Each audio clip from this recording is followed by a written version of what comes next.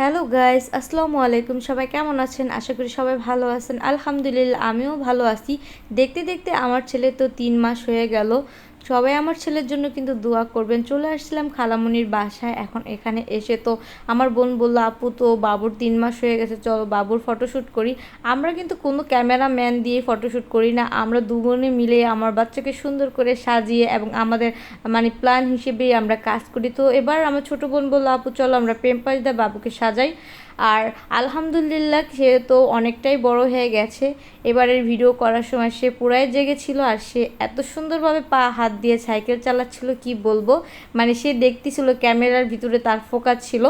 এরপর আলহামদুলিল্লাহ তার ছবি কিন্তু সুন্দর করে তুলে নিলাম। আর আমার ছেলের জন্য সবাই দোয়া করবেন, এবং 4 মাসের ভিডিওর সময় আবার আপনাদের সাথে শেয়ার করব। এরপর এত প্রচণ্ড গরম ছিল, আমরা আনারসের জুস বানিয়ে নিয়েছিলাম। আনারসগুলো ছোটো করে কেটে একটা কাঁচামরিচ ধনিয়া পাতা দিয়েছি, একটুখানি চিনি একটুখানি লবণ দিয়ে ব্লেন্ডার করে সুন্দর আনারসের জুস হয়ে গেল। এটা কিন্তু গরমের ভিতর খেলে আমাদের স্বাস্থ্যের জন্য অনেক বেশি উপকার। আর আমার ছেলে দেখেন কি একটা অবস্থা, সে তার ছোট নানুর কুলে ঘুমাতে অনেক বেশি পছন্দ করে। তার বুকের উপর ঘুমায়, পেটের উপর ঘুমাতে খুব বেশি পছন্দ করে, অনেক বেশি আরাম পায় মনে হয়, বুঝছেন। দুপুরবেলা এখন আমরা কি রান্না করব, আমার অনেক দিন যাবৎ অনেক বেশি হলো চিকেন ভাজা দিয়ে ডাল দিয়ে ভাত খেতে ইচ্ছে করছিল। তাই খালামণিকে বলেছিলাম আসে এখানে সুন্দর করে কিন্তু চিকেনগুলো কেটে নিয়েছো। চিকেনগুলো আমি ম্যারিনেট করেছি একটু সয়া সস, তারপর লেবুর রস, নুন, সামান্য একটু তেল দিয়ে সুন্দর করে আধা ঘন্টা যাবৎ ম্যারিনেট করে রেখেছি।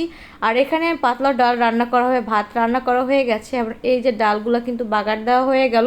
ডালের কত সুন্দর একটা কালার এসেছে দেখেন। পাতলা ডাল যদি এরকম সুন্দর না হয় তাহলে কি ভাত খেতে ভালো লাগে বলেন। এরপর এখানে এখন আমি চিকেনগুলো ভেজে নিব। অনেক দিন যাবতেই আমার চিকেন ভাজা আর সাথে পাতলা ডাল খেতে মন চাইতেছিল, তো আজকে আমার সেই ইচ্ছাটা পূরণ হয়ে যাবে আলহামদুলিল্লাহ। আপনাদের কার কার ভালো লাগে পাতলা ডাল দিয়ে চিকেন ভাজাটা খেতে অবশ্যই কিন্তু কমেন্ট করতে ভুলবেন না। তো এখানে দেখেন আমার সব জিনিসই একটু কড়া কড়া ভাজা খেতে ভালো লাগে। দেখেন বেশি বেশি ভাজতে যেয়ে চিকেনগুলো তো পুড়েই যাচ্ছিল। তো এরপরে সুন্দর করে চিকেনগুলো কিন্তু ভাজা হয়ে গেল, লাল লাল করে সবগুলা চিকেনে সুন্দর করে ভেজে নিয়েছি, এখন তুলে নিচ্ছিলাম। আর দেখেন কত সুন্দর করে ভাজা হয়েছে।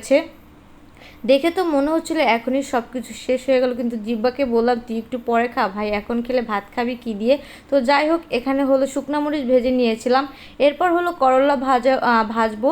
আর করলা সুন্দর করে কেটে পরিষ্কার করে এখানে একটু নুন, একটু হলুদ গুঁড়া, একটু মরিচ গুঁড়া মাখিয়ে নিলাম। এখন করলাগুলো ভেজে নিব।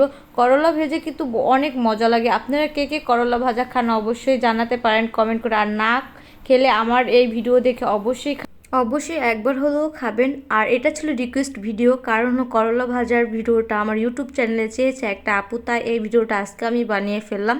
তো এই যে কিন্তু করলাটা আমার ভাজা হয়ে গেছে, এখানে এক সাইড ভাজা হয়ে গেছে, এরপর আমি আরেকটা পিঠ উল্টিয়ে দিয়েছিলাম।